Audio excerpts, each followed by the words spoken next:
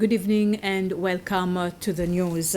The Ministry of Health is warning of the increasing threat posed by COVID-19 following the detection of 9 new cases.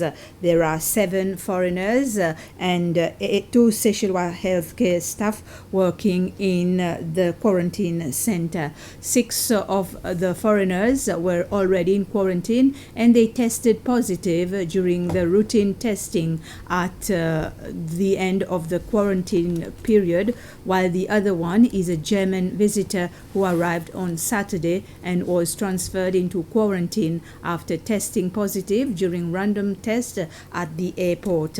The Ministry of Health says that they are all asymptomatic and have been placed in isolation. Health officials have started contact tracing. The 9 new cases bring the total number of active COVID-19 cases to 17. The Ministry of Health has so far registered 183 cases of COVID-19 in the country. The ministry is again advising members of the public to stay safe from COVID-19 and to follow its guidelines to help break the chain of transmission.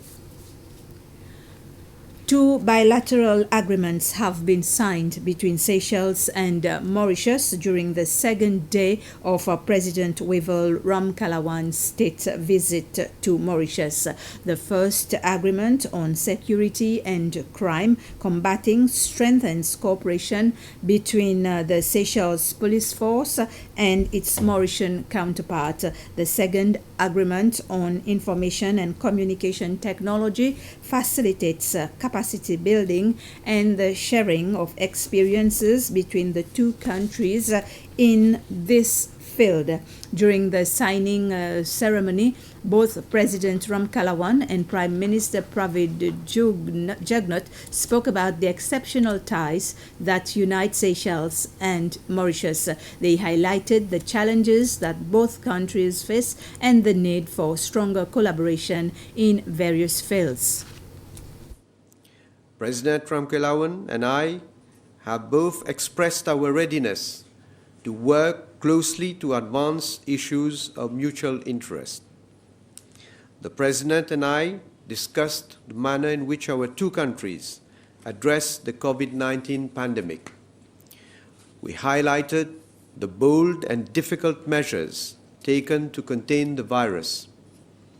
We considered the challenges which the outbreak of the COVID-19 pandemic has urged in for small and vulnerable islands like ours.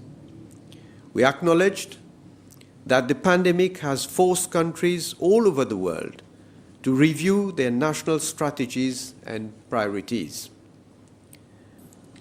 We will indeed, as promised through our talks, support the cause of Mauritius in claiming Diego Garcia as part of your territory, in supporting Mauritius in its bid at the UN to become a member of the Security Council.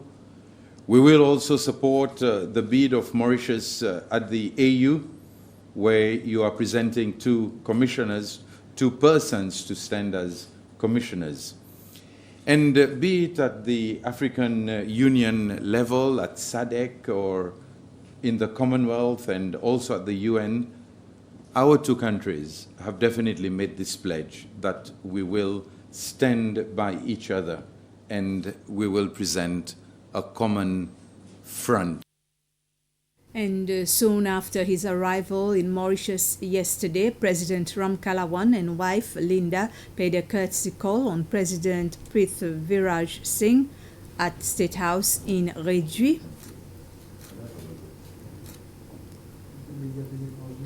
And today in the afternoon, they visited the World Heritage Site, Apravasi Ghat, in the capital, Port-Louis, where, according to history, in the early 1800s, almost 500,000 indentured laborers arrived from India to work in the sugar plantations of Mauritius or to be transferred to Réunion Island, Australia, Southern and Eastern Africa, or the Caribbean. The Minister for Youth, Sports and Family Affairs, Marie-Céline Diallo, visited the Departments of Youth and Sports this morning. She said that she will not be bringing any major change within the Departments of Youth and Sports. Minister Diallo said that she will rather improve on monitoring policies of the departments and increase communication with their partners. Her visit to the Departments of Youth and Sports was part of the familiarization visits to the different departments under her portfolios, where she also gets the chance to talk to staff at the various places. The Attorney General's office has withdrawn a petition against the Truth and National Reconciliation Commission, TRNUC, following instruction from the government to investigate a case brought by families of 2 SPDF soldiers who disappeared on Assumption Island in October 2018.